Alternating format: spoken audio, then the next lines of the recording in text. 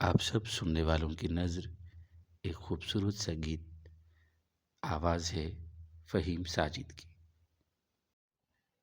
सारी दुनिया भुलाए बैठा हूँ, ये न सोचो कि मुझको प्यार नहीं। तुम जो आए हो मेरी दुनिया में, अब किसी का भी इंतजार नहीं। कितनी चाहत छुपाए बैठा हूँ, ये न सोचो कि मुझको प्यार नहीं।